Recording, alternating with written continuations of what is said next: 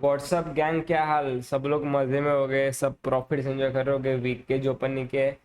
तो आज का वीडियो है गोल्ड का वीकली एनालिसिस, यानी आने वाले दिनों के लिए गोल्ड कैसा मूव कर सकता है, क्या क्या की लेवल्स हो गए, अपन वो सब अभी डिस्कस करने वाले हैं वीडियो के अंदर। सो बिना किसी तरीके अपन वीडियो स्टार्ट करते हैं। तो सबसे पहले अगर मैं वीकली टाइम फ्रेम के ऊपर जाता हूँ, तो वीकली टाइम फ्रेम के ऊपर मेरे को क्या दिख रहा है कि प्राइस में आप तक एक्सटर्नल एंड लिक्विडिटी पेंडिंग है, जो कि मैं अभी मार्क कर लेता हूँ। ठीक है, ERL। एंड यहाँ पे नीचे भी एक एक्सटर्नल रेंज लिक्विडिटी है, ये भी पेंडिंग है। ठीक है, मतलब ओवरऑल मेरे को एक डायरेक्शन मिल चुका है कि हाँ भाई, दोनों साइड की एक्सटर्नल रेंज लिक्विडिटी पेंडिंग है। प्राइस कौन से, तो एक साइड के पास जा सकता है। बट अगर मैं और प्रिसाइज्ड वे में देखूँ, तो मेरे को यहाँ पे क्या दिख रहा है कि यहाँ पे जो वीकली इंटरनल रेंज लिक्विडिटी है ना, FPG को इंटरनल रेंज लिक्विडिटी बोलते हैं। ठीक है, इफ एनीबॉडी हैज कंफ्यूजन की इंटरनल रेंज लिक्विडिटी क्या है, FPG को अपन इंटरनल रेंज लिक्विडिटी बोलते हैं, एंड स्विंग हाइज की लिक्विडिटी को अपन एक्सटर्नल रेंज लिक्विडिटी बोलते हैं। तो यहाँ पे क्या हुआ है, यहाँ पे 1 वीक का FPG है, जो कि मैं अभी के लिए मार्क कर लेता हूँ। यहाँ पे 1 वीक का FPG है, जो कि इंटरनल रेंज लिक्विडिटी है। और प्राइस हमेशा क्या करता है, प्राइस हमेशा एक एक्सटर्नल रेंज लिक्विडिटी से इंटरनल रेंज लिक्विडिटी पे आता है, फिर इंटरनल रेंज लिक्विडिटी के से और एक बार एक्सटर्नल रेंज लिक्विडिटी के ऊपर जाता है। मतलब ये क्या नोट कर रहा है कि प्राइस अब एक इंटरनल रेंज लिक्विडिटी के अंदर खड़ा है, मतलब प्राइस एक ऊपर के एक्सटर्नल रेंज लिक्विडिटी के पास जाने के चांसेस बहुत है। तो ठीक है, चलो अपने को एक प्लान मिल चुका है कि हाँ भाई, बाइंग के FPG है, इंटरनल लिक्विडिटी है। अब प्राइस ऐसे है कि एक्सटर्नल रेंज लिक्विडिटी के पास जाएगा, एंड एक्सटर्नल रेंज लिक्विडिटी यहाँ पे ऊपर की तरफ पेंडिंग है। सो अपना प्लान सिंपल है कि आने वाले वीक के लिए गोल्ड एकदम भयंकर तरीके से बाय होने वाला है। ठीक है, अगर हम डेली टाइम फ्रेम के ऊपर ड्रॉप डाउन करते हैं, तो मेरे को डेली टाइम फ्रेम के ऊपर क्या दिख रहा है कि ऑलरेडी प्राइस ने एक डेली टाइम फ्रेम में FPG टैप कर दिया, मतलब इंटरनल रेंज लिक्विडिटी टैप कर दिया। एंड अनदर प्लस पॉइंट क्या है पता है क्या, यहाँ पे हुआ एक ताज़ा ताज़ा CRT। ठीक है, यहाँ पे लिक्विडिटी स्वीप हुई है।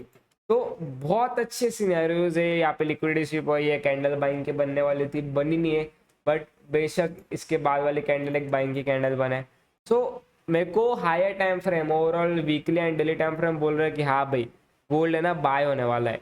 सो मेरे को इधर तक क्लियर है कि गोल्ड कहाँ तक बाय होने वाला है। गोल्ड भाई, ये एक एक्सटर्नल लिक्विडिटी का बाय हो सकता है, और एक अगर और एक लेवल दिया जाए तो गोल्ड ये वाले एक लेवल के ऊपर तक जा सकता है, जो कि इसको भी अपन एक एक्सटर्नल रेंज लिक्विडिटी बोल सकते हैं, क्योंकि ये भी एक स्विंग है। ठीक है, मोटा मोटे मेरे को अभी कहाँ तक गोल्ड जाने वाला है उसके लेवल निकल चुके हैं। अगर मैं 4 और के ऊपर ड्रॉप डाउन होता हूँ, ठीक है, अगर मैं 4 और टाइम फ्रेम के ऊपर ड्रॉप डाउन तो मेरे को यहाँ पे 4 आवर बियरिश दिख रहा है। क्या हुआ है, 4 आवर बियरिश है। ठीक है, अगर मैं स्ट्रक्चर मैपिंग के हिसाब से ड्रॉ करूँ, तो ये मेरा ब्रेक ऑफ स्ट्रक्चर है लास्ट, एंड ये उसका है। अब बहुत सारे लोग बोले कि तनिष भाई, यहाँ पे एक ब्रेक ऑफ स्ट्रक्चर नहीं, this is not a break of structure, this is a liquidity zone. तो लास्ट ब्रेक ऑफ स्ट्रक्चर है, मतलब ये बोल रहा है कि 4 आवर बियरिश है।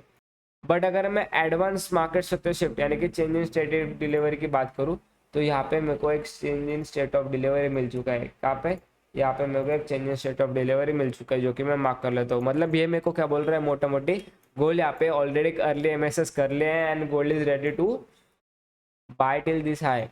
मतलब मेरे को वीकली टाइम फ्रेम बोल रहा है बाय कर, डेली टाइम फ्रेम बोल रहा है बाय कर, 4 और टाइम फ्रेम बोल रहा है बाय कर। देन आने वाले वीक तो कहीं ना कहीं बहुत अच्छी मोटी मोटी बाइंग होने वाली है। तो ठीक है, अगर आपको change in state of delivery का कॉन्सेप्ट सीखना है, वेट करो, आ जाएगा। If students you are watching, confuse मत होना, ये सिखाने वाला हूँ मैं। ठीक है, तो 4 और भी बुलिश है अपना। अगर मैं 1 और टाइम फ्रेम के ऊपर ड्रॉप डाउन होता हूँ, यहाँ पे 1 और टाइम फ्रेम के ऊपर ड्रॉप डाउन होता हूँ, तो अभी के लिए तनीष भाई मेरे को ना एक मोटा मोटी ना बाइंग का एरिया दे दो, क्या हो सकता है। तो अगर आप 1 और टाइम फ्रेम के ऊपर जाते हो ना भाई लोग, तो यहाँ पे ना तुम्हारा एक ब्रेक ऑफ स्ट्रक्चर हुआ है, एंड यहाँ पे एक चेंज ऑफ कैरेक्टर हुआ है। क्या हुआ है, मार्केट स्ट्रक्चर शिफ्ट हुआ है। मतलब यहाँ पे 1 और भी ऑलरेडी बुलिश है। एंड अगर मैं OT एरिया मार्क करूँ, तो प्राइस ऑलरेडी एक OT एरिया के अंदर से बाय हो रहा है। मतलब यू कैन सी कितना प्रिसाइज जोन है बाइंग के। यहाँ पे क्या हो रहा है पता है क्या, वीकली FPG है, डेली FPG है, OT है। मतलब there are very very high chances कि एक इंस्टीट्यूशनल बाइंग जोन है, हेज फंड बाइंग जोन है। So there are very high chances कि प्राइस अभी बाइंग हो सकती है। ठीक है, अब तनिष भाई चलो, हमको सब पता चलेगा कि बाइंग होने वाली है। अब हमको ना लेवल्स दो कि कैसे हम बाय कर सकते हैं। तो है ना, मैं आपको है ना लेवल देता हूँ, ठीक है, बाइंग करने के लिए। अगर मंडे को अगर मंडे को गोल्ड ये वाले हाई के ऊपर क्लोज करता है, ठीक है। अदरवाइज और कुछ चीज़ें बताओ, अगर आने वाले वीक में या फिर मंडे को गोल्ड ये वाले हाई के ऊपर क्लोज करता है, यानी कि ये 3252.526, तो there are very high chances कि अग्नि वाली लिक्विडिटी यानी कि गोल्ड 3435.091 तक इजीली दिख सकता है, ठीक है।